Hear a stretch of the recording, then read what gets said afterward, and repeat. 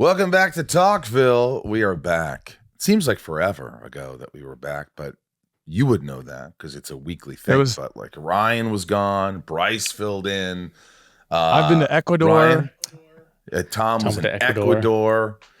Did you wear your Panama hat in Ecuador? You know what? I was gifted a bunch of them, and I enjoy those hats. So I was very happy to receive those gifts. Anyone out there? Thank you very much. I don't get it. Huh? That's where the Panama hat was invented in Ecuador. Oh, it was part of my trivia night. Look, I just wanted to share some knowledge. I'm just trying to share. No, what here's happened a trivia was, question. Yeah. Tom, here's a trivia question for all you guys. Besides, Ryan can't answer it. Okay. What is the hottest planet? The hottest. I want to say Mars, but it's probably the one closest to the sun.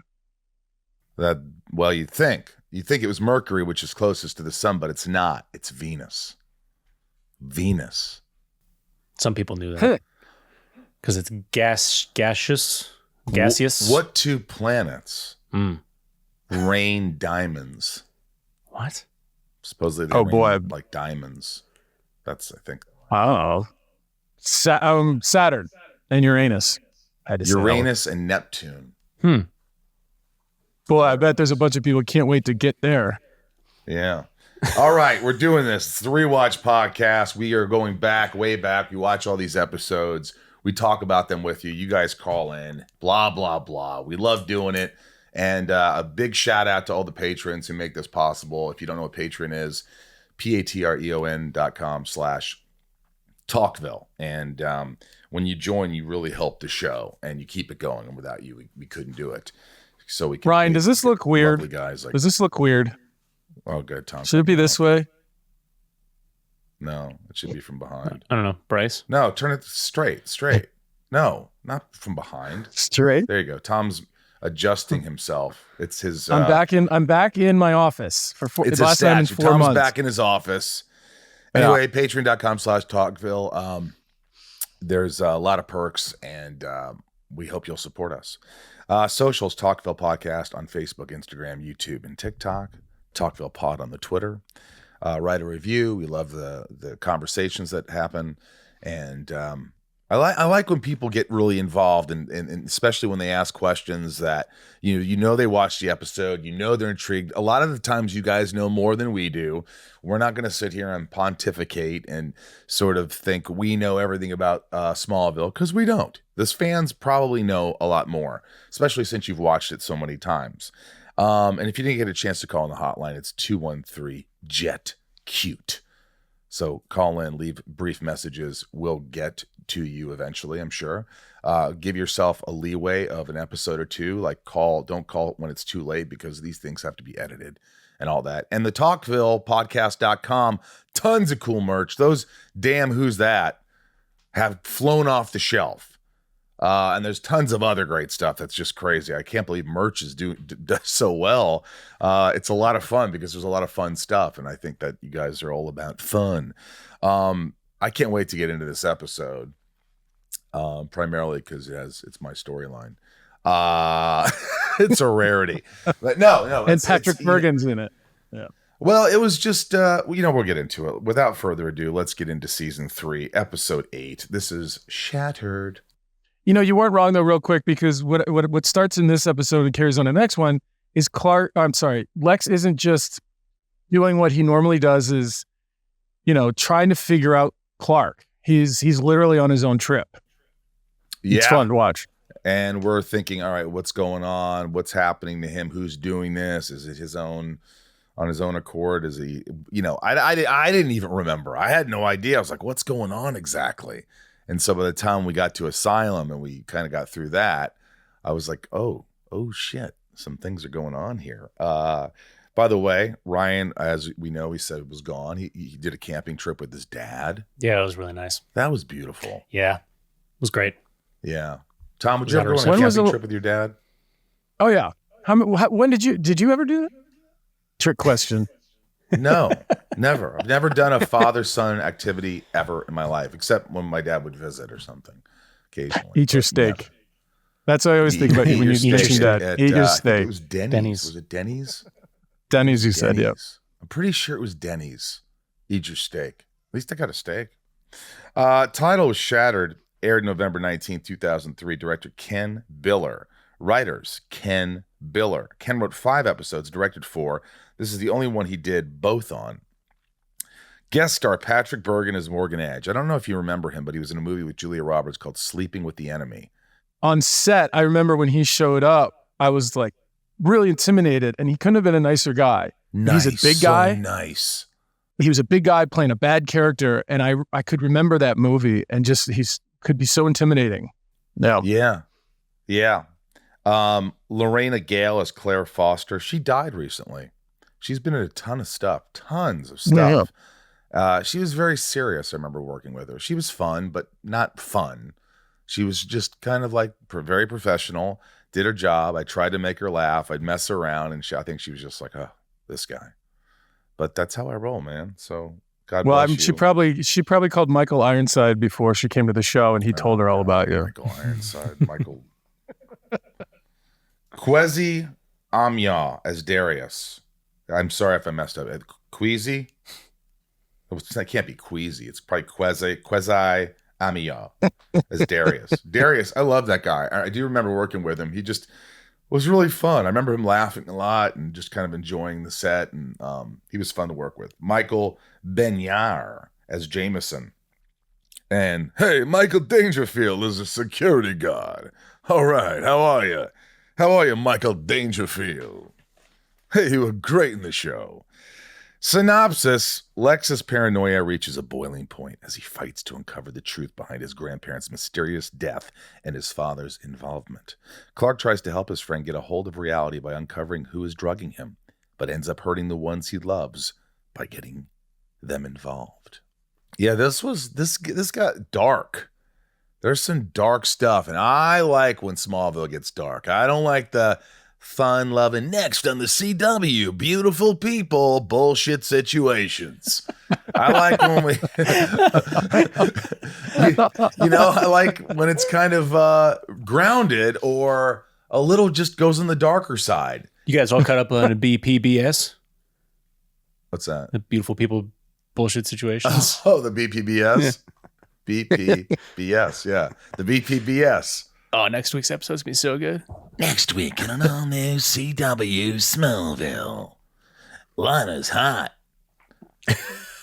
This episode opens with a somewhat familiar face as we see Morgan Edge removing bandages after getting plastic surgery to change his appearance. The new reveal is interrupted by Lex, who shares his unbiased take on how society cares too much about looks. It's kind of funny.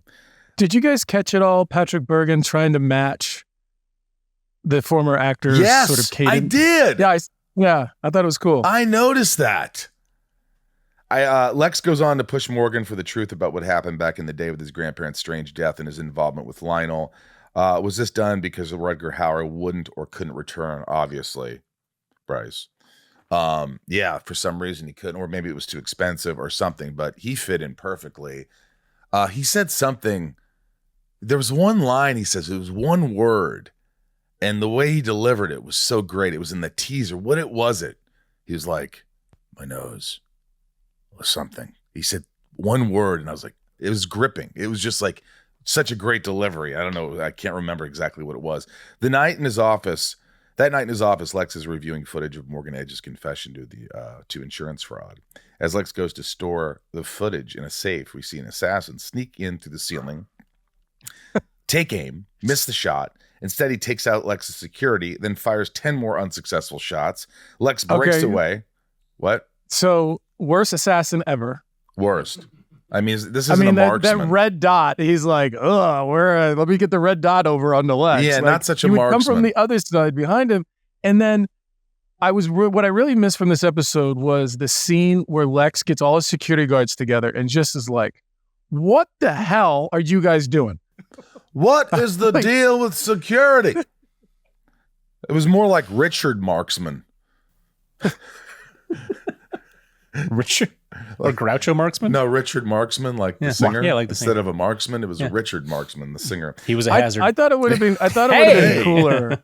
What? I thought it would have been cooler if, as Lex shut the safe, you were a little tighter over his shoulder, and Lex like caught the reflection off of like a vase or something, and then caught it his own. that red dot was, I was just like, come on. It was still effective. It didn't bother me as much as it bothered you, but yeah, I was wondering why he was just kept missing. It was like, maybe it's like dark. Maybe it's like he's got this thing. Maybe there's all these things in the Winter Mansion. I don't know, but Lex couldn't get killed.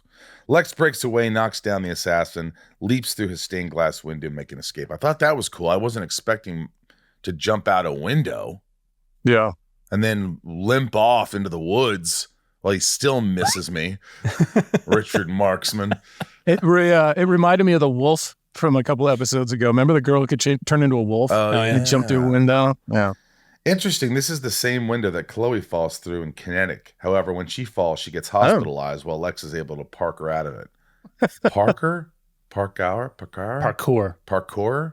I don't know that word. I thought it was Parker Lewis Can't Lose. Parkour, like that sort of like get out of something?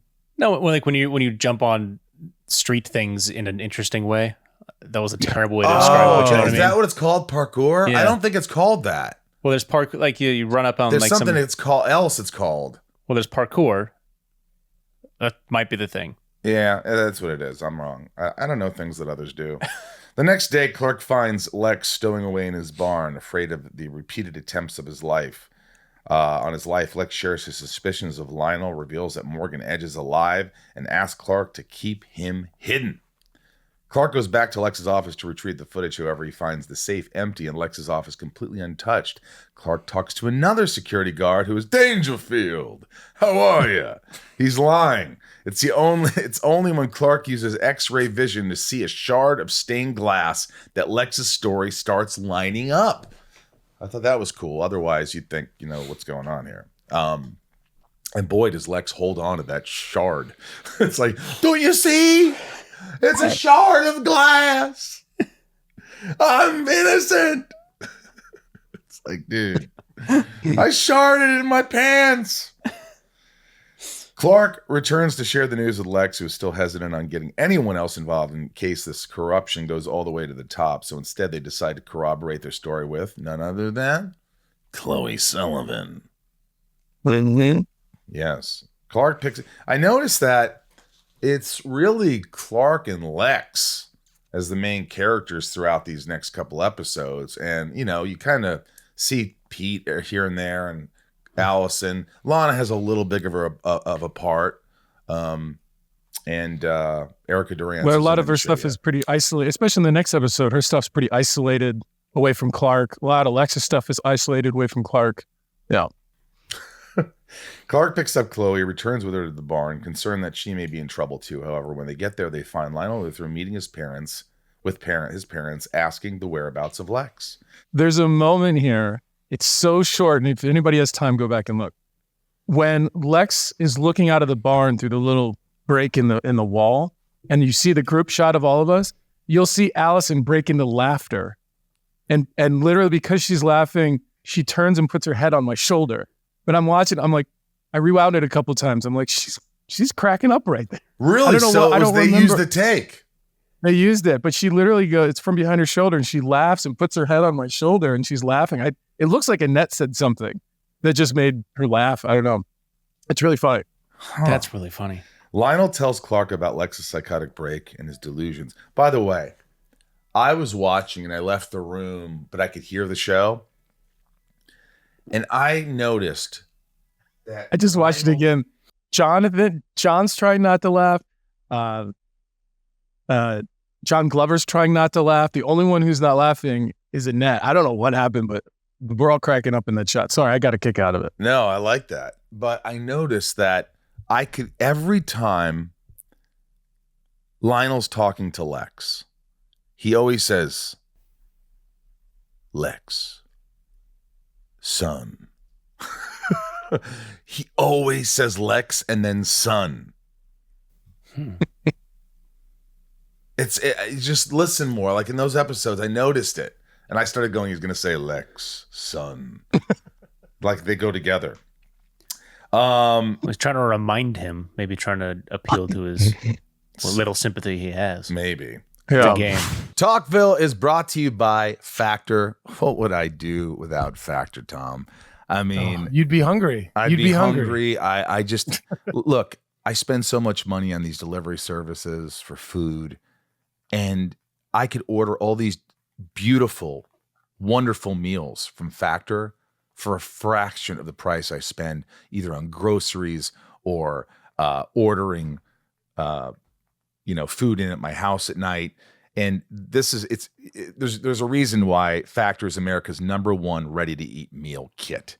It can help you fuel up fast with chef-prepared, dietitian-approved, ready-to-eat meals delivered straight to your door. You'll save time, eat well, and stay on track with your healthy lifestyle. Adjust your stride this autumn without missing a step. Choose from 34-plus weekly flavor-packed, fresh, never-frozen meals ready to eat in 2 minutes. Level up with Gourmet Plus options prepared to perfection by chefs, ready to eat in record time. Treat yourself to upscale meals with premium ingredients like broccolini, leeks, truffle butter, and asparagus.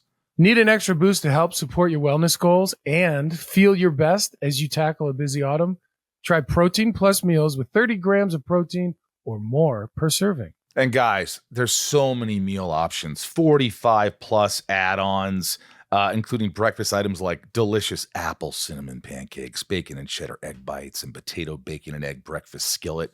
Or for an easy wellness boost, try refreshing beverage options like cold pressed juices, shakes, smoothies. They have it all. You don't need to spend tons of money ordering food every night like I do, or going to the grocery store and getting things that just sit in your refrigerator. You have a meal ready to eat practically. All you have to do is it takes 2 minutes to cook these things. This September, get Factor and enjoy eating well without the hassle. Simply choose your meals and enjoy fresh, flavor-packed meals delivered to your door, ready in just 2 minutes. No prep, no mess. Head to factormeals.com/talkville50 and use code talkville50 to get 50% off. That's code talkville50 at factormeals.com/talkville50 to get 50% off. Talkville is brought to you by AG1. Again, this is a product that we love using. You've heard us talk about it. If you just want to skip all those vitamin taking mornings or afternoons with all the things you think you need to give you energy, forget it. You have AG1 right here for you. AG1 is a foundational nutritional supplement that delivers comprehensive nutrients to support whole body health. AG1 replaces your multivitamin, probiotic, and more in one simple, drinkable habit. Yeah, what's amazing about this stuff is every scoop, Tom, you know this, is packed with 75 vitamins, minerals, probiotics, whole food sourced ingredients of high quality that give me major benefits like gut and mood support, boosted energy, and even healthier looking skin, hair, and nails, because I need it at my age. I'm starting to get old and I want to look better. I want to feel better. We take this every morning. They have travel packs, so they make it easier. It fits anywhere. You just add it to water. You put the powder in water, you stir it, nice cold water, and it tastes delicious. It's so easy. You know, it's funny. I was thinking about this.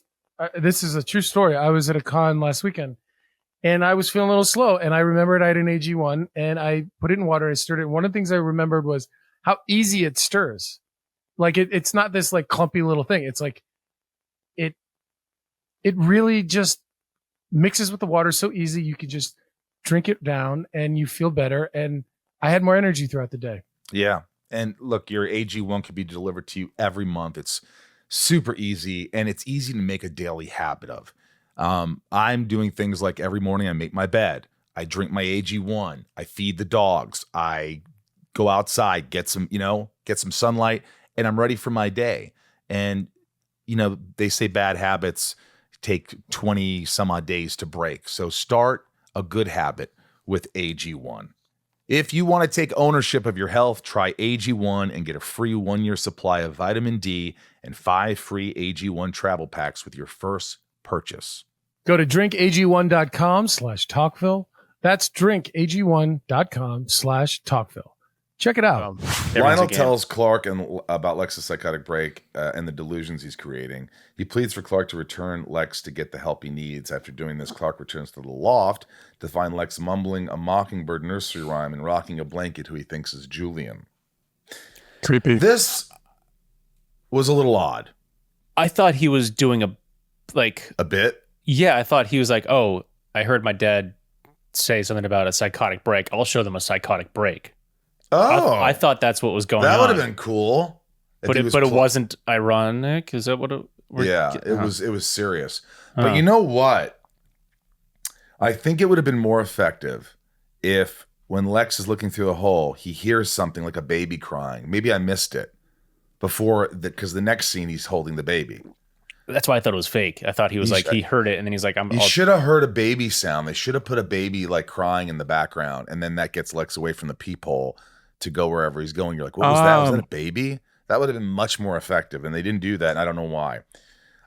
Realizing that Lex has lost it, Clark goes to share what's going on with his... By the way, I didn't know the Mockingbird song entirely, so I had to and if that mockingbird don't... What the fuck is it? Diamond ring. All right. I knew the diamond ring part. It actually went on longer than I thought. You sang like 2 verses I've never even heard before. Come on, man. Enough. I couldn't believe they went on that long. This next scene with Jonathan and Martha in front of the Kent house. Did anyone else notice the AstroTurf that surrounds the front of the Kent house? No. It's like blatantly obvious. You're noticing all these little things that we didn't notice. I watched this on a plane, so I had no distraction. You were immersed in flaw. Realizing that Lex has lost it, Clark goes to share what's going on with his parents. Before figuring out what to do, Jonathan gets upset that Clark is hiding more secrets. As they discuss the possibility of Morgan Edge actually being alive, Lex walks into the conversation. Lex's paranoia reaches an all-time high as he learns that nobody believes him anymore, so he's determined to find Morgan Edge to prove he's not crazy. I like when I go, oh, little Kent cabal. Yeah. I kind of remember that day. I think I remember you saying cabal, and I remember being like, what is that? And you're like, I don't know. And like somebody had to tell, you're like, I don't know what it is. I'm just saying it. I mean, I'm not adept so much. And I mean, I can throw out some big words here and there, but there's some words I don't know, like parkour. Parkour. I know what it is now. They jump from building to building without any kind of suspension or harness or whatever. And they just... Yeah, I hate that. In one breath, his parents are concerned about Morgan being alive because they know Clark's secret. And immediately after, they're okay with Clark going to find Morgan. I guess it really shows how little they trust Lex here. Clark and Lex return to the warehouse earlier in the episode. However, instead of finding a recovering Morgan Edge, they stumble into a sweatshop of sorts. Right in the middle of Kansas, Lex is unable to let it go and starts getting into it with one of the workers. Clark has to pull him away before he takes a sewing machine to the guy's hand. Right in the middle of Kansas. Yeah, I don't know what it was doing there, but maybe it was on the outside. It's near Metropolis. Maybe it wasn't quite in Kansas. Maybe it was, it was kind of like this underground thing. I don't know, but I thought it was really cool, and I like the sound of the fan. I like the sound design. I remember it just being like all these people are looking at me and they have no idea the context or the subtext or anything that's going on. And I'm acting like kind of crazy and looking kind of like weird. And I kind of liked it. I kind of liked just being a little crazy. It was kind of fun. Once you're in the zone, it's you got to find it. Sometimes it takes a while to find it, which I'll get there. So things really start to unravel when Clark and Lex return to Luthor. I remember, by the way, yelling at the Asian guy more. Like really screaming at him, like grabbing his hand going, tell me where it is. Like going nuts on him. Huh. I remember. Do you remember that? Do you remember me just kind of going nuts? I mean, I just remember that. I mean, it looks like you went kind of nuts, but it was still contained. I'm seeing it right now, though. The idea that you're going to get his hand in there and stuff. Things really start to unravel when Clark and Lex return to Luthor Mansion to find more evidence proving he is not crazy. While there, Lex's security guard, Darius, enters the room. This is the tipping point. Lex goes to have a drink, and his psychiatrist walks in, provoking his hysteria even more, and explaining away the broken hallway window. This scene was all a oneer, I believe, was it not? The camera was all over the place, but looked like one shot. That is a typical Beeman move where the camera moves, kind of one person goes into another. I think what they wanted to create was a sense of disorientation. Mm-hmm. Yeah. And so by having Lex kind of go here and then going here and him looking and then going back, and it creates that sense of Lex kind of going a little haywire or whatever. It was cool. It was cool, and that's what they wanted to do. They wanted the camera work to be frenetic, I guess, and just seem a little bit all around like Lex's mind. As the psychiatrist tries to get Lex to take a sedative and go to the hospital, he pulls the pistol from Darius, his waist, and starts waving it around the room, fearful of being put away. That night, for the first time in the episode, we see Lana. Clark decides to get her involved in all of this and ask her to bring food for Lex. Lana asks why he waited so long to get her involved, and Clark says he didn't want to get her mixed up in this, so he decides to get her mixed up in this. Oh, Bryce. Bryce really knows how to... Good one, Bryce B. is funny. Bryce should do some writing for television. Clark leaves Lana alone and goes to meet Chloe so he can run tests on the sedative to see if he's actually being drugged. And while doing so... he leaves Lana with Lex. Yeah. And the cool takeaway from this is Lex's line, "I'll tell you everything." And we'll get into that in the next episode with Ian Somerhausen as well. Somerholder, sorry. Cut that. Even Somerhausen. You know, I did a taffy the other night, and we were watching Sisu, which I loved. And I was like, oh yeah, I saw that. And I was talking about something. I go, yeah, what was that movie with Kit Beckinsales? And they were like, what? Kit Beckinsales, I think I called her. Kate Beckinsale. Old Kit Beckinsales. Way off the weed, folks. Chloe shares that this isn't the first time Lex has exhibited bizarro behavior. I like the word bizarro since it's part of the Superman lore. Nomenclature. By the way, real quick, to finish my thought, it's Lana being told by two different guys in two different episodes that they'll be honest with her and finally tell her everything. And then the other thing was like, when she broke her leg, it looked really bad. Didn't it look really bad? Yeah, I thought it was pretty rough. It was kind of comical though. It was like some horror movie. Her leg was like the Wicked Witch of the West under the house. Yeah. It was a little too much. It was a lot. It was. I did not like that scene. You can go ahead and cross that off my favorite scene. Yeah. I know you don't like that stuff. Lana tries giving Lex some chamomile tea. He believes she's trying to drug him. So he throws her into a horse stall and then escapes out of the barn. And as Lana tries to get out of the stall, we see her brutally trampled. And that was brutal. They could have gone more. Lana gets put under at Smallville Medical while Clark and Lionel discuss Lex outside a room. Lionel's had enough of his charade and berates Clark for not listening to him sooner. So another thing, was that Lex, a fun scene to shoot with Glover? Was the emotional blow up on the page a surprise when he performed it? I don't recall. I also when Lex hijacks the truck and there's a shot of the gun in the back, the way that you like kind of touched it, I was like, that was weird. Which one? Like, I don't know why. There's a truck that when Lex escapes, he hijacks a truck. He throws the guy into the ditch. Yeah. And he gets in and there's a rifle there. And the way you go to touch it was just kind of like comical. Like, I don't know why they just didn't have you like grab it and put it in your lap. Like, you just kind of like touched it. I think the choice was I'm kind of a little crazy. And I was just like, that might come in handy. I don't need to grab it like a gun. Okay, let's go do this. Also, never mind. Chloe shows up at the hospital and tells Clark that the sedative is actually just a sedative. Instead of accepting that his traumatic experiences have caused a mental break, Clark and Chloe believe someone has been drugging Lex all along, so Clark rushes back to Luther Mansion and strong-arms Darius into admitting that they have been slipping things into Lex's scotch. See? Those bastards. I wonder if we ever see Darius again. Like, I wonder if he got fired for this. I wonder. I don't know, but I liked him. Back in Luther headquarters, Lionel returns to the office to find his deranged son holding two firearms and drifting more and more out of reality. Lionel tries to assure Lex that he didn't kill his grandparents.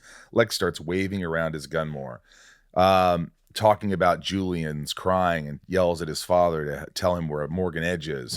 This show is sponsored by BetterHelp. There's been a reason why BetterHelp has stuck around as our sponsor and why we continue to be so passionate about our sponsor, BetterHelp. It's because it really helps people. I think it saves lives. I think therapy is one of the most important things you can do with yourself, with your life, with your brain.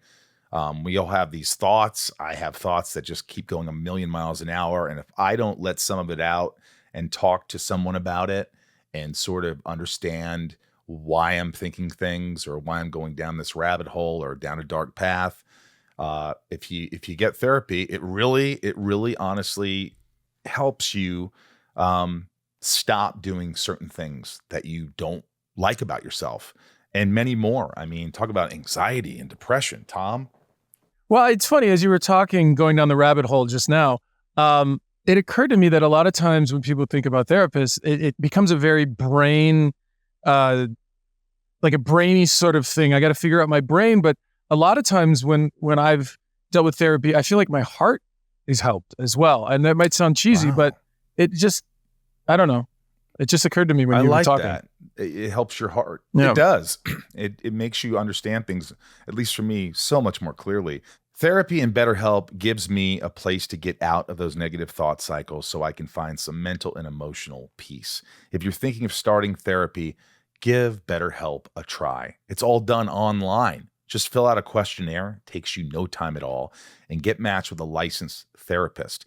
You could also switch therapists at any time for no additional charge. It's convenient, it's flexible, it works to your schedule. It's so easy. Get a break from your thoughts with BetterHelp.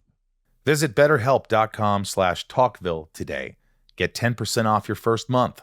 That's BetterHelp, HELP.com/talkville. I'll tell you what, this was one of my favorite scenes, and it was very difficult to find it because you want to be crazy, but you don't want to go too balls out. And he's like thinking and this and that. And like, you know, there's all these moments that I remember circling, trying to get, okay, you're going to just be really upset, emotional. And then here you're going to flip out on him. And then you're believing him, but then you decide you're not. So all these things. And I remember really get exhausting. Like this scene probably took 4 hours, 3 hours. And it felt like a whole day's work. It was just, and then we'll get the whole thing on Oprah. And, you know, it's just like I just remember it was really, really intense. And John just being there, just like watching me. And at the end going, Is this the scene that you've talked about before where he said, "Are you listening to me?" Is that this scene? No, okay. That was in like end of season 2 and with the tornadoes. Okay. Yeah. Yeah, that was a really good scene. I'd written down that you were going full Nick Cage in this scene. In what in what show? No, in this scene. Oh, I went full Nick Cage? Yeah. Crazy. Yeah. It was, yeah. Yeah, it was hard, man. And you know, you're in front of the whole cast and crew, and you've just gotta, and Tom, you know, I've seen you do it. At first you're kind of finding it, and it's a little like there's a party that's a little embarrassed in a way, like me, until I really find it, and then I'm like, boom, fuck you. Yeah. Now I'm prepared. And I don't prepare for these things other than learning my lines. I find that on the day. I'm going to find that on the day. The level, the loudness, the intensity, you have to let them give you takes to find it. No. You're not just going to do it on take one. It's just not going to, it doesn't happen for me. I recently did a scene on a show, Winchester, I guess it was last year, Winchester's, and there's a scene where my character, you know, has a similar situation where he's letting it all out. And I did something which I learned on Smallville in some of these scenes where I go to the director, we have our discussion, whatever, and there's a point where I go, hey, can I just talk to you for a second? And I say to them, I go, listen, I just need to know that if I'm just not doing it right or I'm not, just come in and tell me, because I can't be thinking about that. You know what I mean? And usually once the director will come in and be like, I see what you're doing, blah, blah, blah, and helps kind of focus you. Mm-hmm. And that also, because I have that conversation, allows me to let go of trying to watch it as I'm doing it. Yeah. And so that's helpful to me. That's just a little thing that I do. One thing that bothered me, I will tell you, I remember specifically, they wouldn't let me point the gun at Lionel's face. They wanted me to point it down at his chest. The CW didn't want any gun facing the face. And that, to me, took away some of the intensity. Because who would do that? I don't know. To me, in my mind, I want to be like, F you. I'm going to shoot your face off. And I wanted to do that. And they kept saying, no, lower the gun, lower the gun. I do remember that. Clark returns to the stables, takes out the same assassin from earlier. He finds out where the guy he hired him is so he can uncover what is going on. In his hideout, we see Morgan Edge enjoying peace and quiet until Lex shows up. Takes out the security guards, holds Morgan at gunpoint. Morgan said it was his idea to kill Lex. However, Lionel wouldn't do it and instead tried to make Lex look crazy. Morgan reveals everything to Lex and tries to get him on his side to take down Lionel. Lex refuses and aims his pistol. Clark then super speeds in, disarming Lex. However, he immediately becomes weak as Morgan is carrying around kryptonite rosary beads. And because Clark knows Morgan, Lex believes Clark is in on it too. Lex shoots Morgan and has his sights set on Clark. Lex looks outside, notices that Morgan has escaped. He hears his car and rushes outside. As Morgan drives toward him, Lex fires several bullets through the windshield, killing him. Before the car can run through Lex, Clark pushes him out of the way, crushes the sedan against his body. Lex looks onward, completely shocked, realizing he's been right about Clark all along. Now, let me tell you something. This is probably my favorite moment, because I'm pretty damn critical, but it was my favorite moment of my character, or maybe my performance on the entire show. It's the look I give the car and then back to Clark, which was absolutely insanity. Like I for some reason, I captured a lightning in a bottle where I looked at it and I go, wow, you looked crazy. You look absolutely surprised. Like, oh my God, like this, you're right all along. At the same time, how did he do that? And crazy all in one. And I was just like, that's awesome, dude. Good job. That was like the first time this year. It was really good. And having been on set as you have, I know that you're not actually watching Clark do it. I know. It's probably me standing off camera, just pushing my hands or something. Or, you know what I mean? Like you're. But, you know, I remember my friend Roger McDonald, who's a dear friend of mine, who was my roommate in college. He calls me up when that scene happened. I remember it. And he goes, hey, man, I just want to tell you, man, that scene where you see Clark do that with the car, man, that was incredible. That's cool. A long way, man. That's cool. I mean, he called me. He never calls me. I didn't even know he watched the show. But he did. Dr. Foster shows up to take Lex away, whose ramblings about Clark destroying the car just sound more like craziness. Back in Smallville Medical, Lana is awake. She talks about being around Clark. It's too dangerous, despite her knowing that he is really looking out for her. The episode ends at the Belle Reef Sanitarium as it receives its newest patient, Lex Luthor. Lionel shows up to check on his son, ensuring that their plan to wipe his short-term memory is still intact. We see Lex disheveled in a straitjacket as we get played out to Hurt by Johnny Cash. Really quick, Bryce got me this as a funny gift because he knows I hated the straitjacket. This is a fake straitjacket. Thank you, Bryce. Put it on. You're really funny, Bryce. You know, you knew I had such a hard time, and I'm sure that will be charged to the show.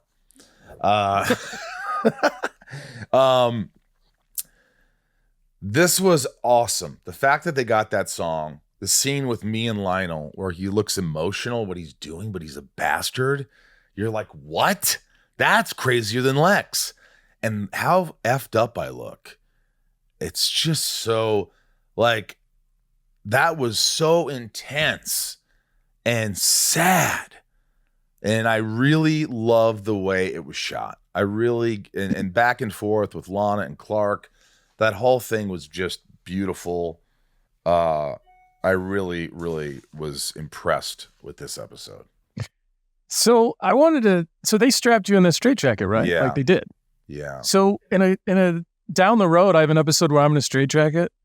Do you know they didn't strap me in? I'm sure they wanted to. It was Velcro. Maybe at one point they got the Velcro. I could actually break it. They learned from me. That's probably what happened. Yeah. They go, okay, this wasn't working. But it was a straitjacket. It was. I couldn't get out of that. I couldn't get out of it. And Steve would run in. I got you. And I go, thank you. He knew I was claustrophobic. And overall, man, I thought that was so far away from the Smallville we know that to me, it was just exciting. It was like watching a streamer. in a way. There was some really great stuff in there, and Ian Seasonholder, we saw him. He looks so young. He's beautiful eyes. Sorry, Ian, we do like you. Oh, we haven't seen him yet? Oh. No, he's in the next one. I've known Ian since I was 19. All right. Well, sorry for mentioning that. Interesting things to note. The worker at the factory, let me go. You're crazy. I have no idea what you're talking about. Go away. In Cantonese when Lex threatens him. Huh? Figured that's what he said. Let me go. You're crazy. I have no idea what you're talking about. Go away in Cantonese. Belle Reve in the comics is a maximum security prison in Louisiana for supervillains. Yeah, and funny enough, as you watch some of the DC even films and other TV shows, they all use Belle Reve. Yep. It's pretty cool. Lionel calls Clark Sancho Panza, who is the companion to the titular character in Don Quixote, in which Quixote goes on a delusional adventure fueled by his own imagination. All right, now it's time for a very special guest, or guests. I'm very excited about this. They've been on before, but they have so much insight, and we enjoy figuring things out with them, or figuring things out by the things they say. It's always a real treat, and they're always welcome here. You know them as the creators of Smallville and Wednesday and other things, but I only care about Smallville. Al Goff, Miles Miller.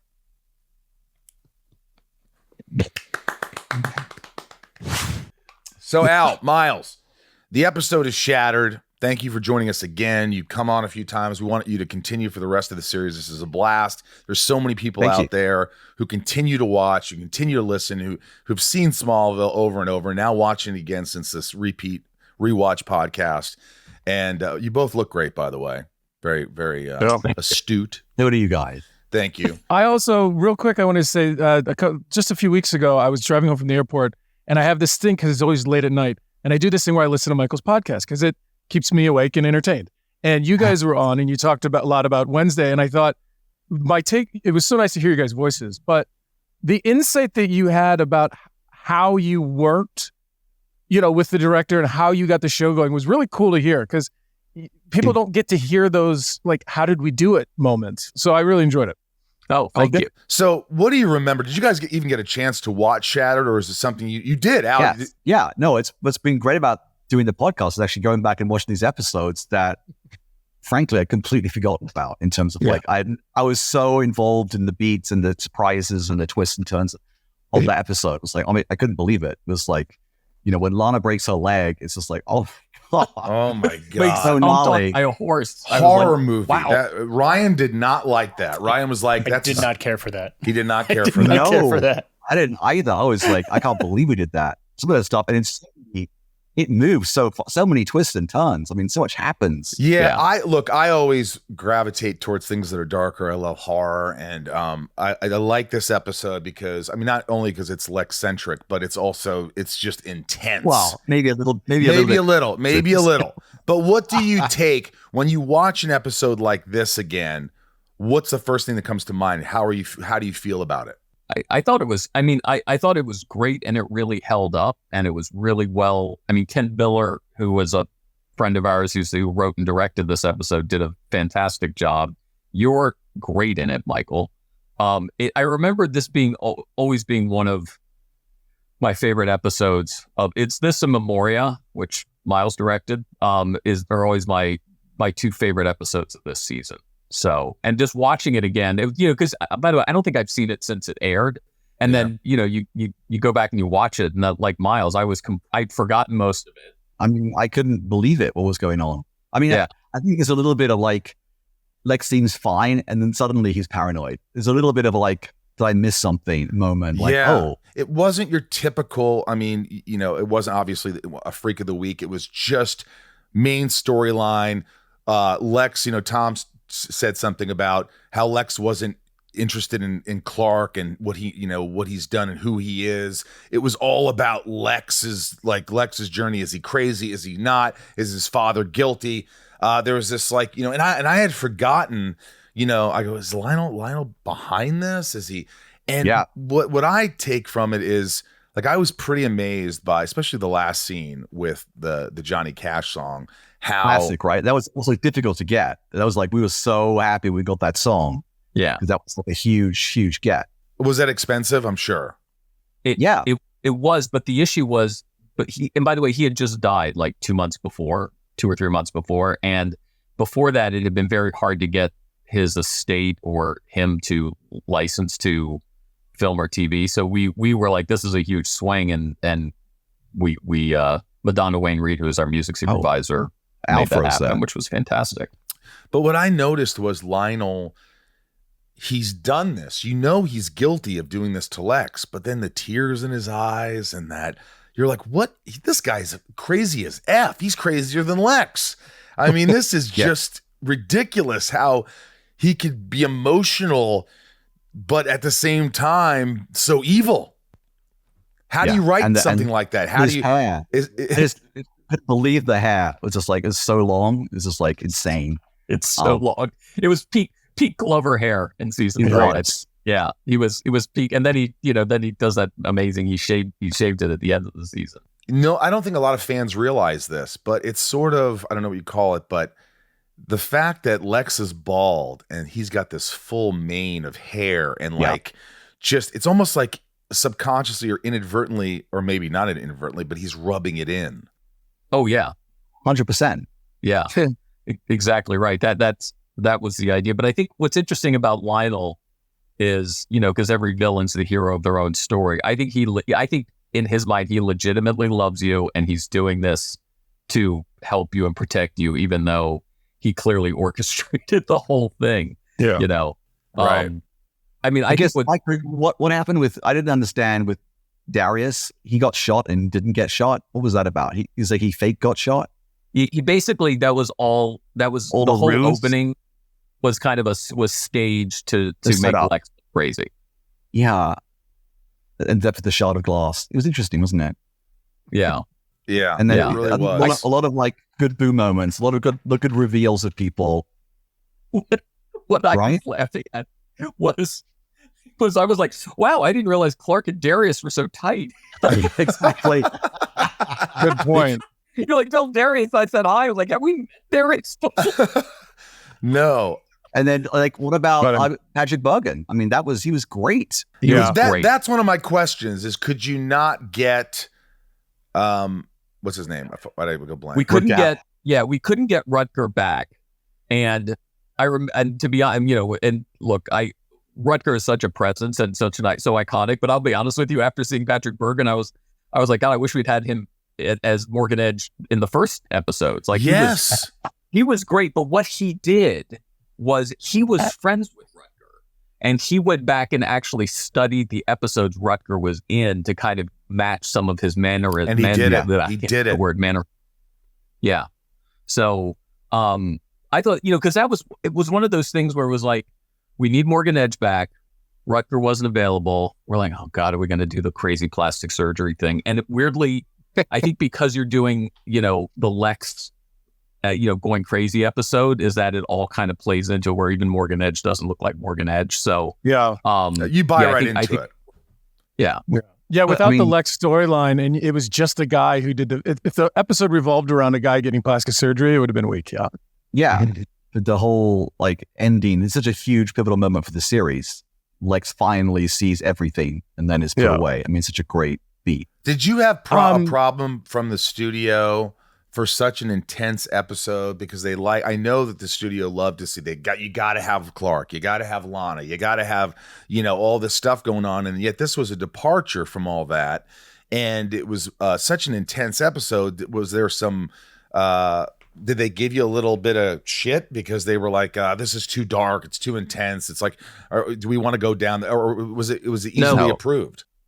No, I think what it was is people were so invested in Lex and the Lex Clark relationship is obviously the focal point of the series. So I think any episodes that revolved around that and moved the mythology forward and were more Lex centric, because as you know, we didn't have that many that were Lex centric that way. Well, also you wanted to get on with the story. You'd been sort of teasing for 3 seasons this How stupid is Lex not to realize this thing? So you had to actually find a way to do it that made sense and that Lex would not be believed, even though he witnesses this incredible event with the car at the end. Right. So you want, it has to be plausible. Do you think this is, would you say out of the 10 seasons or the 7 seasons that you were involved in, do you think season 3 is the top or one of the top 2 seasons? You know what? At the time, I did not think so, to be perfectly honest. But I watched a couple this season, and it's definitely good. I'd have to go. I mean, I remember for us, it was kind of like, I mean, season 5 was great. That's kind of the season. I think because season 5 was so great, we got to 10 seasons, to be perfectly honest. Yeah. And I always like season 2 because I feel like that's where this show really found its footing. I think season 1 has some amazing episodes and is a great season, but it's a first season. So I think you kind of we were all over the place. We were just looking in terms of the budget and in terms of the scripts and just the whole thing we were in absolute chaos the whole time. I think a lot of season 1 also, like looking back in the podcast, season 1 was very, I don't want to, every episode, it was like an episode and an episode. We hadn't gotten into the what could possibly happen in the future things so much. And that's no one's fault. I mean, that's just how season 1 goes. Yeah. Yeah, it was a deliberate, I mean, there's no, it was really like, that was a network thing. Like the lack of serialization was like it's no longer true in TV, but then it was like just standalone episodes was what you wanted for syndication. So it was always like, if you had a strand of mythology or ongoing relationships, it became problematic in terms of people watching them later on. So that was always and it's inevitable when you get further on in the show, you're going to get more serialized. Yeah. You know, in the episode, the next episode, which you haven't seen, but Asylum, you know, you get into this, it's really sad from Shattered into Asylum where, you know, Lana is like, I have to stay away from you. And then in Asylum, there's a moment in the Talon, I think it's the Talon, where she sees Clark and then she decides, she turns away and starts talking to other people. And she's like, you see how hurt he is. You see that she's hurt. She has to do this. And there's this sort of separation, which I think is really impactful. And was this sort of like it seemed like you guys were really on a quest to sort of not have it so much the love triangle anymore. Get away from that. Let's storyline. Let's get really into these characters. The show, at least at this point right now, seems way more intense than it had ever been. Was that intentional? I'm sure. Always, right? It's always intentional to get into, and again, as a show matures, you can do more stuff and you can be more adventurous. And you have the success of season 2 in terms of just like solidifying season 1 in terms of like viewership and things like that. So it was actually, you go from a place of confidence as writers and actually have freedom, which we were allowed to do, by the way. I mean, the network was fantastic to us in terms of allowing us to do virtually anything we wanted. Although it was weird, sometimes you're pointing the gun away from the guy's head. Sometimes it was like, you could never do that. You could never point a gun at someone's head, which is bizarre. I talked about that in the episode. I said, I remember as an actor going, it really took me out of it. And I tried to make it work because I wanted to point it right at his head and be like, fuck you. And I'm glad you noticed it, or maybe I'm not glad, but yes. What was that? Because that on network, is that just for CW? No. That was a network thing. Like it was. You can't point it. Standards and practices. They have this whole department at the studios or the networks called standards and practices, and they would go through every episode, every script, and say you can't say that word, you can't say that line, and they're things like you could never point a gun at someone's head, and you could never smoke. That's ridiculous. People smoke on television. No, not on network. You could never smoke. On ABC, CBS, Fox, you can't see them smoking a cigarette. They could have maybe in their hand. We did one pilot where a guy was smoking a cigarette and they had a huge meltdown. And then he went with a machine gun and killed like 50 people. Killing 50 people with a machine gun, absolutely fine, guys. The guy smoking a cigarette, you got to cut around. Got to cut around it. Yeah. And there's a reason why people tend to watch mostly streamers now. And it's all about the smoking. Well, no, that was just that and was the swearing. rule on network. It was no, smoking and swearing. I mean, if you could see it on cable or you could see it on pay, but you couldn't see it on network. Right. Yeah, or nudity. That was also the thing, wasn't it? Like how much you get. I even think that the stomping the horse on Lana was probably cut down because it was probably even more intense. I think it was pretty intense. I was so surprised by that beat. Like, what the hell is this? It was so intellect. Like, what is going on? Yeah, it was odd, but great. I mean, I thought it was fantastic. It was just like but ultimately, what we'll find on Shattered, it was Clark's fault that Lex did that. Right. How bad, by the way, was that stupid signage? Smallville Stables. I mean, that was. Oh my God! Yeah, I noticed that. In fact, my assistant Jess noticed that. She goes, "What is that? Oh, that looks terrible, horrible. I couldn't believe that." Yeah, some of those things you just look back and think, "What was someone thinking? Like, really? That's as far as imagination we can go visually." Like, geez. Anyway, maybe 20 years ago it just wasn't that bad. Or do you recall being pissed off about it then? I'm sure I was pissed off. I'm sure I was ranting at the screen, right? Yeah. Ranting at Canada. I'm sure. What the hell is going on? Is there something that when you write and you're producing and you have your hand in everything, you see an episode come out like this, does it propel you to sort of say, this works, we need to do more of this in the future, let's take note? Do you make mental notes of things that really work? Me going crazy, this relationship, this is that I'm sure it does it, but do you think it happens more when you watch an episode than reading an episode? Well, no, I think it's the problem with network TV is it moves so fast. It's difficult to describe how fast it moves. So if you do 22 episodes, what we did, you don't have time to look back and think. You're already, 6 episodes ahead of that one. And when you see it, you think, oh, maybe we could have pivoted. And then, so that's the problem. You can look back at the season later and say, oh, that's a fantastic episode. And you're always aiming every episode to be great. But the law of averages, that only like maybe 5 or 6 a season are going to be like that, going to be that good. So it's just, that's always the downside. And streaming is the opposite, where every episode has to be great. It's complete. There's and it's no, complete like, beforehand, yeah. That episode. If you want it, to be good, you have to be, and then which is even more pressure, actually, that every episode has to be incredible. With that said, just real quick, it brought up when you guys are doing a streamer, because all the episodes get dropped at the same time, does that allow you in production to kind of see it all? Yes. And even change things? Yeah, go. That's yes. Cool. Yes, it does. Yeah, we can watch it, and then we can always go, we try to do it. Miles and I, we do it. We call it the worst binge ever, where it's like we're watching all the cuts before they're completed and being like, oh, we missed that. We need this. We need that. Wow. So we're trying to get everything to help make everything better or make it clearer, especially, when you're doing any kind of, there's a couple of things. When you're doing a big mythology show, you got to make sure it's like, did we miss a piece? Because if people don't see it, it's like it didn't happen. They're very literal that way, which was interesting. And then on something like Wednesday, it was more about, is the mystery working, and are you still guessing who the monster is until we wanted to reveal it? Right. And also with that, then, because you're there and all the actors are kind of there and the set is there, do you guys find yourselves like in episode 4 going, hey guys, we need to just add something to episode 1. Can we go shoot that? That's cool. So that's cool. So it's much more organic, and because we're there, it's like doing a pilot for 9 months.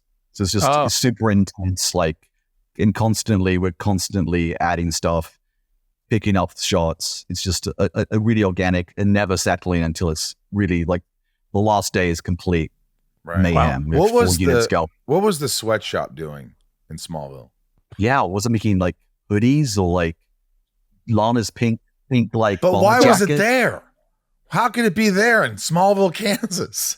I don't think that was in Smallville. I think that was like in probably the metropolis suburbs. Oh, that's what I said. That's what I said. Yeah, that was weird. Wow, it's so good though. It's so good. It's so good that you kind of let it go. It's by the way, a very clean sweatshop. There are some scraps on the floor. I think it's a Canadian sweatshop. That's what it is, right? Yes, it's very, very neat in Canada. Yes. Well, last question for you guys. I'll let you go. I know you got a lot going on. Although there's a strike, so how much could you really have going We have the opposite of that. Yeah, the opposite. You have nothing going on. So let me let you go. I want to know if you're glad, if you look back, are you glad that social media wasn't so present, didn't exist back then, or exist? Or are you glad that you didn't have people chiming in? Would there have been more pressure? Because I know you have a propensity, Al, for getting online and looking at stuff and looking what people think, and like I actually don't do any of that anymore.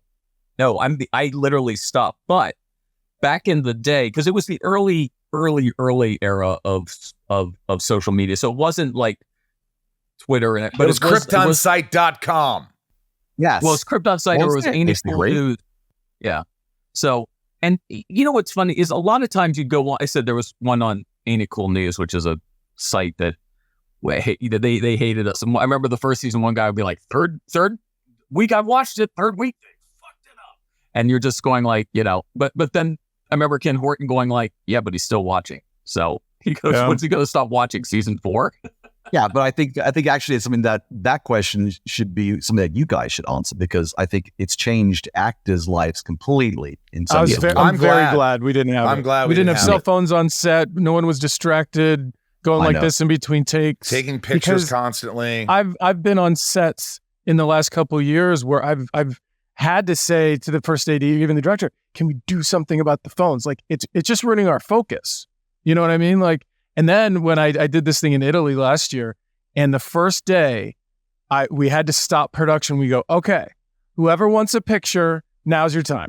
And I stood there, and all the people who wanted pictures came through and got their pictures. And then we really didn't have a camera problem on set anymore. In fact, nobody even paid attention to me anymore because they got their picture. We just had to get it out of the way because they were all sneaking around and trying to photograph things. So it's a distraction. Yeah, I know. Like on Wednesday, Tim banned them from the set.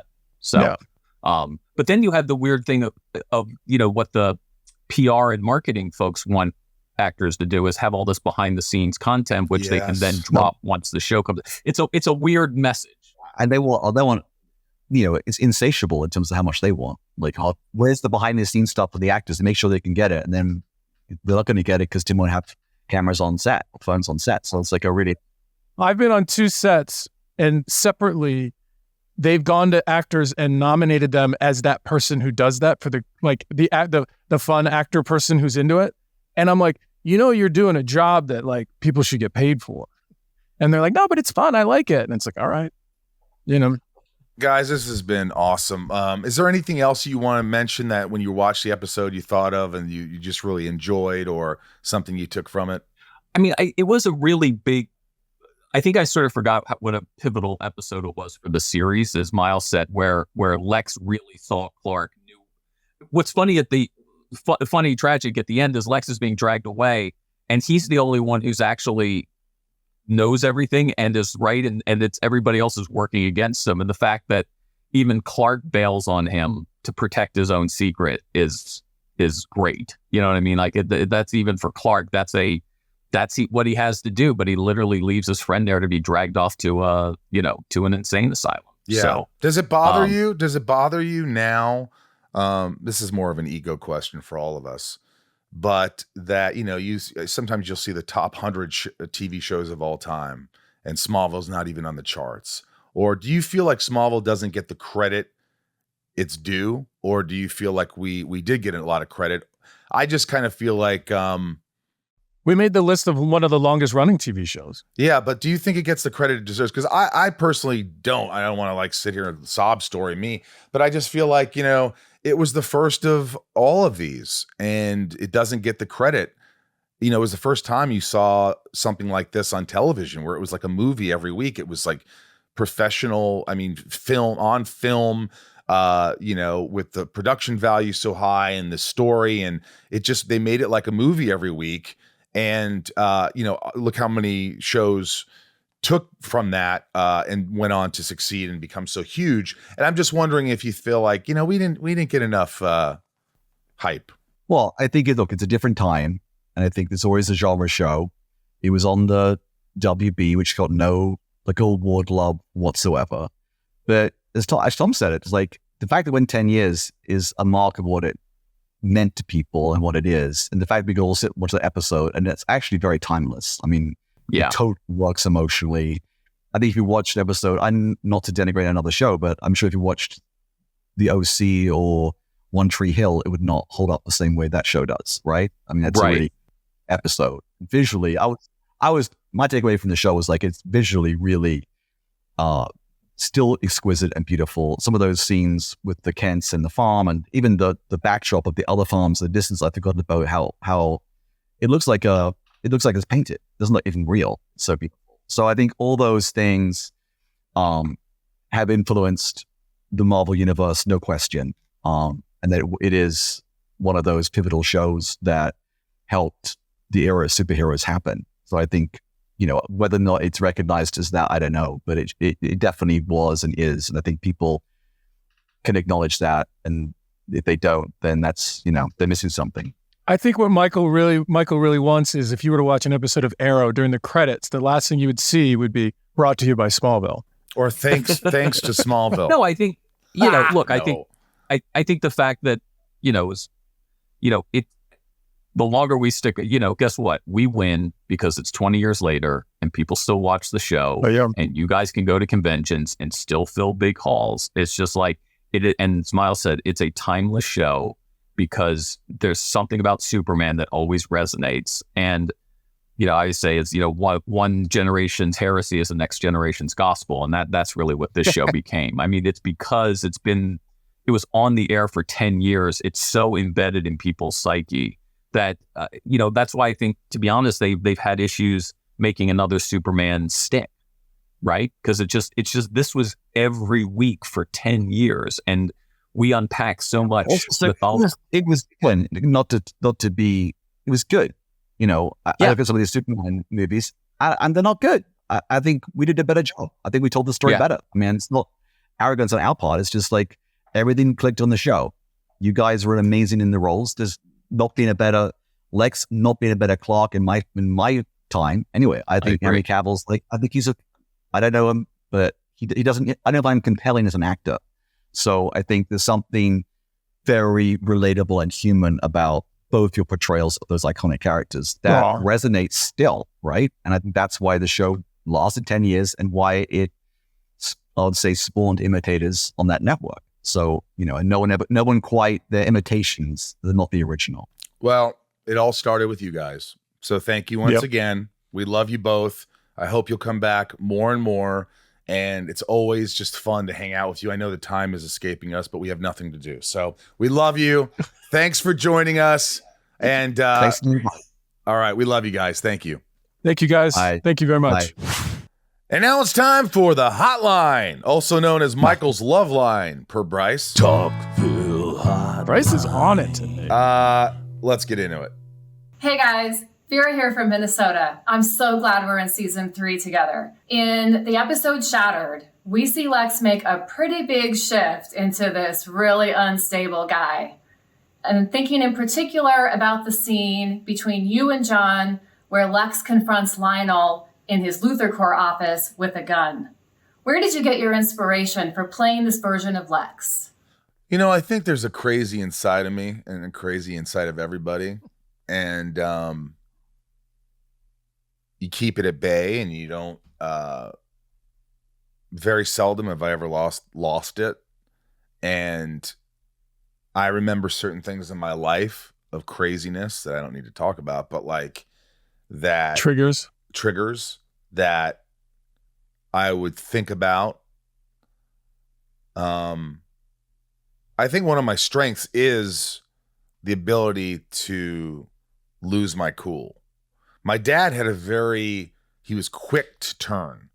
Like when he got mad or he raised his voice, it was terrifying. He was a big dude, but his voice, he would snap like that.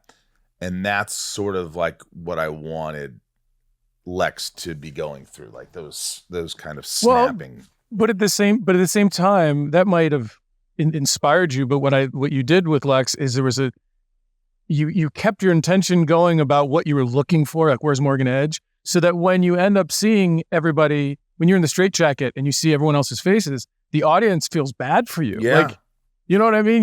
They're not just like shunning you out, like, oh, this guy snapped, throw him away. Yeah. I it was a good slow burn. Cool. Thanks, man. This is Natalie. Natalie's got a voice message.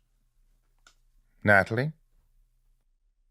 This is Natalie from Michigan, and I know when episodes are shot, they're not necessarily shot in the order that it appears in the episode. It's a little bit more jumbled up sometimes. I wondered if that was the case for this episode, and if, Michael, if you had any tricks to mark yourself on the script of, okay, I'm less crazy in this scene, but I'm more crazy in this one. Just curious. Thanks, guys. Well, what I'll say real quick about that is when you watch an episode of Smallville, if you track locations, most scenes at a location are filmed that day. So when Lex is in the hospital, most likely all those scenes were shot that day that were at that location. Yep. And so they do become very much out of order. And as an actor, you have to track your emotionality so that you're like, okay, where did I come from? Where am I going? And a lot of times they want to shoot the end first. And that's difficult for an actor because you're kind of playing catch up most of the time. So anyway, that's a little thing. Yeah. I definitely tracked this one. This is something that I was like, I can't lose it here. I got to wait for this moment, the scene with my father. I got to save it for that. I've got to be in and out of it, sort of like believable, inquisitive, sort of trying to finding out this mystery. And it was a lot of work. It was just like, you have to know the levels. It's like, if you're one tone the whole time, or if you're just, no, then people are like, oh my God, it just won't work. Hey, Mike, Tom and Ryan. Love the podcast. My name is Ben from San Francisco. Michael, your performance in those episodes, it's always great, but in those particular episodes, it's really good whenever you're, showcasing your ability to, act like really insane and unhinged. And I just wanted to ask you, is there a particular actor or a character in another movie or film that you draw that inspiration to play that kind of character from? Thanks, you guys. Yes, it's funny you say that. There are a couple of performances like Gary Oldman. There's moments in his performances in some movies that I look at how he becomes sort of unhinged. George C. Scott is a good example. There's a movie called Exorcist 3, which is one of my favorites. And he's like this emotional guy, and his friend has died, and he's a detective, and they go, the other detective's kind of like belittling him, and he looks at him and he's just like, it's in the files. It's in the files. And he's pushed to a point where he just goes, it's not in the files, where he just fucking has had it. And he loses his mind. And I'm like, that's awesome. And I try to model moments where, because anger and just sheer unadulterated I don't know, angst or what, it comes Rage. out of nowhere a lot of times. Sometimes it builds, but sometimes it's just like, yeah, shut up. You know what I mean? People lose their mind. No one's ever trying to lose their temper. Right. That's why they lose it. Something causes it. It triggers it. Oh, this guy, funny enough, his name's Julian. I'm going to start crying. Julian. Hello, this is Julian calling from Chicago, and I have a question about episode 8. Shattered, and this is for Michael. Sorry, Tom.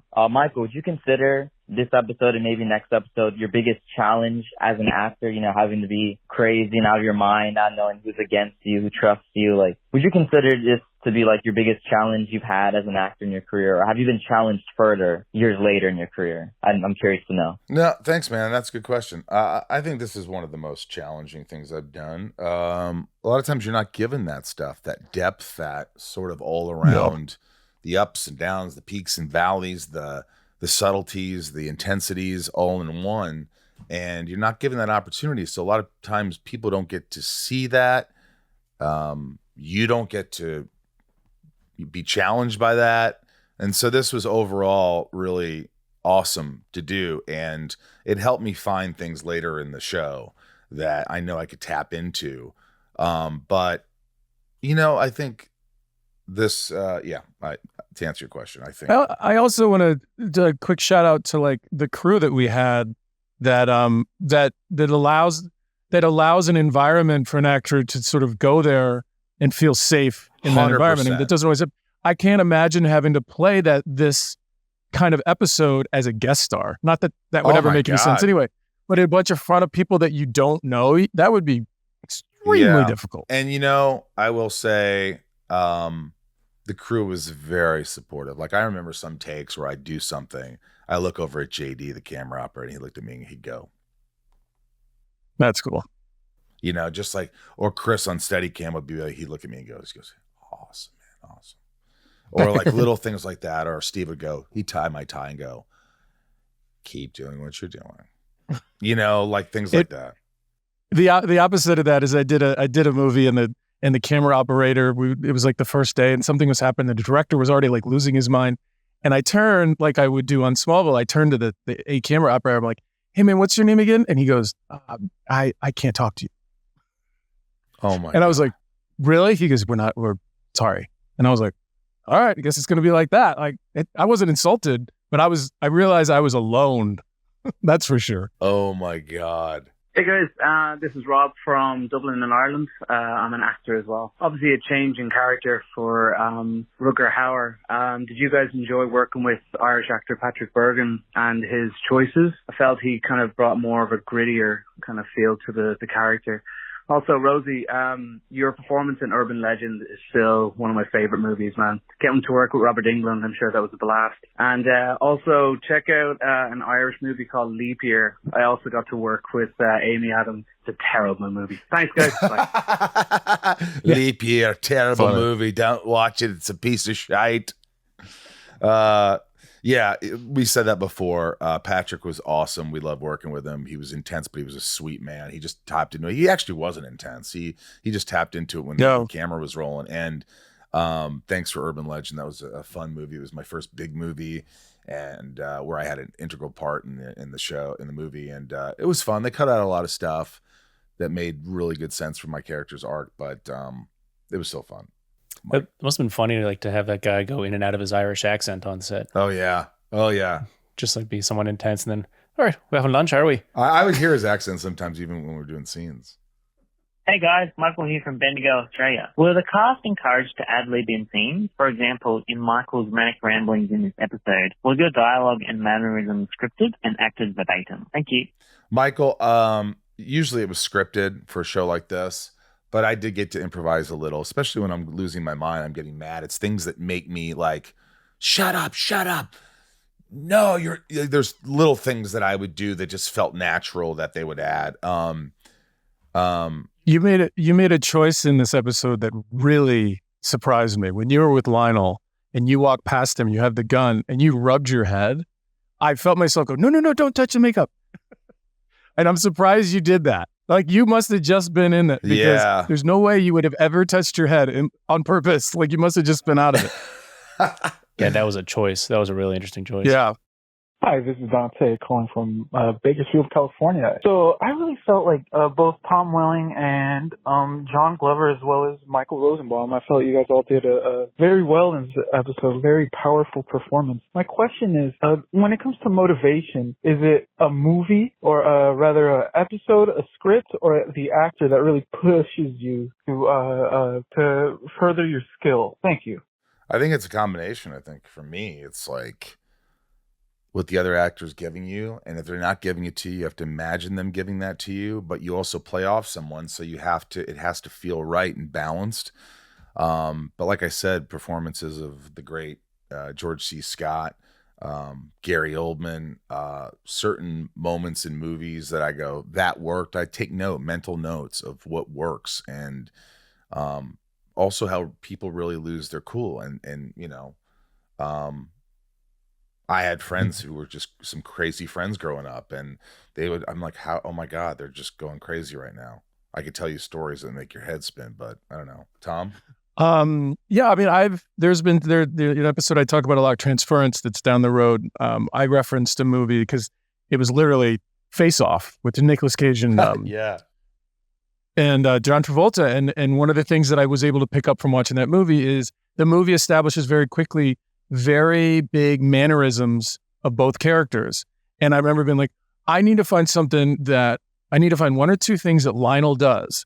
And early in the episode when we switch, I need to establish those right there so that the audience goes, oh, I get it. And so that was very helpful in that regard. Do you know what they did in one of the scenes? I think it was this episode. There was a scene where I do something where if you're looking at me, I go like this. I go, I'm looking, and then I go, and then I say the line. They kept it. It was me trying to get the moment and think of the line, and they kept me like I thinking. know It looked like you were thinking that I was getting ready. I was thinking of the camera and the timing, so we had space in between takes to do it. So I went like this, like pause, and then I went, and I was kind of embarrassed by it, but I think people thought it was a choice. But for me, it looked like I was just preparing for my line. Like I thought they were going to cut the stuff before it, and they didn't. And I was like, oh my God. Anybody else see that? Well, and then the flip side of that, I think I may have told the story before. I did a scene in the Kent Farm kitchen with John Glover, and he came in and he was saying something to Clark, and he paused, and I ignorantly, because I knew his line, whispered his line to him, and he stayed in character, and he goes, "I know, I'm acting," and I was like the most embarrassing moment of my life, and I apologized. He was like, "Don't worry," he didn't really care. But I was just like, what an idiot. Why are you telling John Glover his line? You know what I would have said? Who do you think you are? I'm acting. I go, yeah, well, that was too long of a pause. It was bad.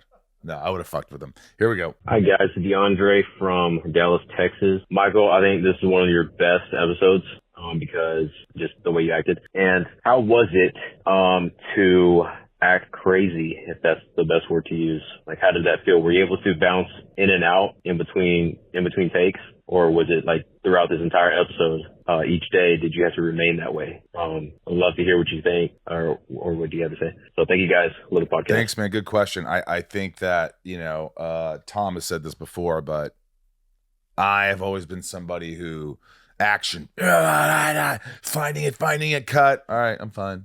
Unless I want to do another take right away, then I'll stay in it. Then I'll go, let's go right away, guys. Let's go right away. Let's go. I'm in it. But otherwise, cut. All right, cool. I'm going to get a cookie. I don't think like that. I don't stay in that character because that's nowhere to be. I would not do well if I stayed in that character. I would not have done well. This is Gary. Hey, Gary. Hey, Dangerfield. Hey, this is Gary from Joliet, Illinois. My question is about the episode Shattered. That's the episode whenever I get somebody to watch the show that's never watched the show before, they say right after that episode, the series just takes off and there's no looking back. So my question is, how was Michael not nominated for an Emmy for that performance? Without a doubt, it is the best performance of an entire 10-year run. That's all I got. Keep doing what you guys are doing. Thank you. Gary, I love you. And the answer is, I don't know. I don't know why.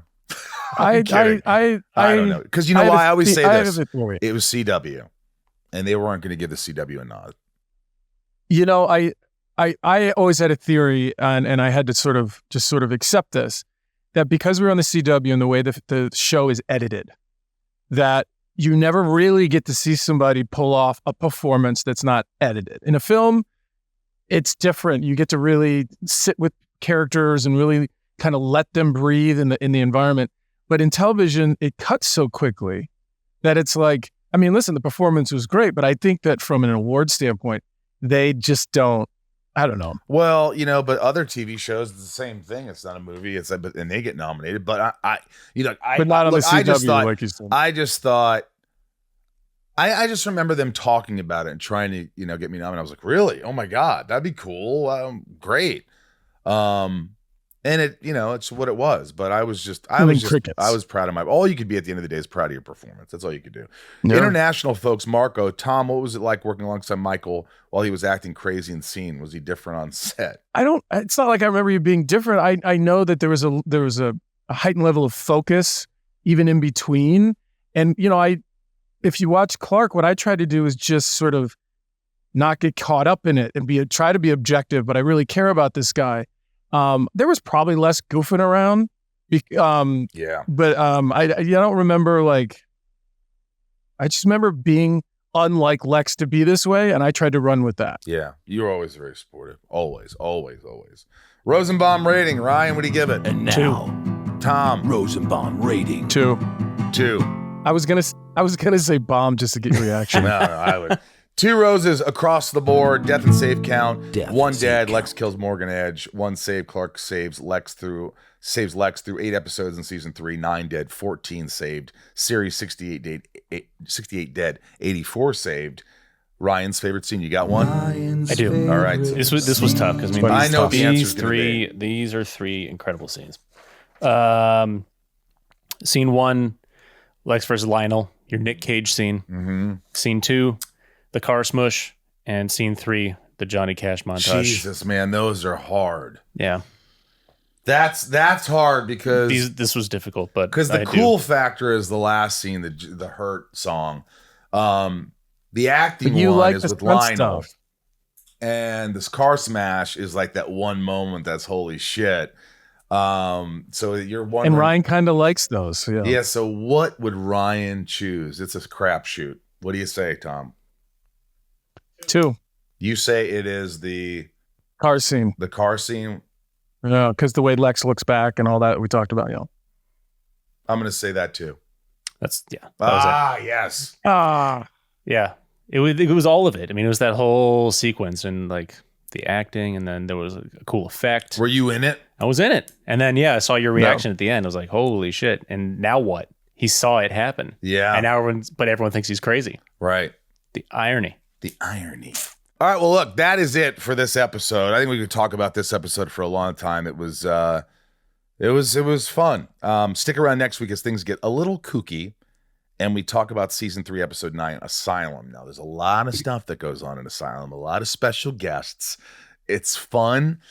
It's intense. And we'll have a guest, and we have guests for the podcast. Yes. Let's take the discussion online. Let us know your thoughts on the episode over on our socials at Talkville Podcast or at Talkville Pod. Show us your support by joining Patreon. If you really love this episode, join Patreon and support the podcast. We need your love. Patreon.com/Talkville. A lot of perks, a lot of fun. You can get Zooms with us on talkvillepodcast.com and a ton of cool, fun merch from the show.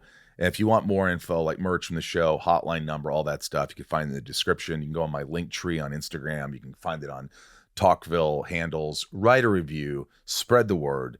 We love you. And remember, folks, always hold on to Smallville. All right, we can't forget our shout outs, of course, to our top tier patrons who make this show possible. Patreon.com/Talkville. If you want your name shouted out and get other perks and help us out to be the best show we can be and continue moving on, here are the shout outs, our lovable patrons. Patreon.com/Talkville. Tom, take us away. I think we need like a backbeat to this. Boom, Nikki G, boom, Leon P, Raj boom, C, Santiago M. Boom, Okay, boom, never mind. boom. Leah and Kristen, Lita Lisa, Thomas the Leaf Blower, who calls in a lot. Thank you. Sophie M, Betsy D, also as well. Abby P, Ray H, Karen Apple M, Danielle B, 99 more. What? Leilani N, Brett G, always hold on to Smallville, Esteban G, DJ Kento, Garrett W, Kimberly L.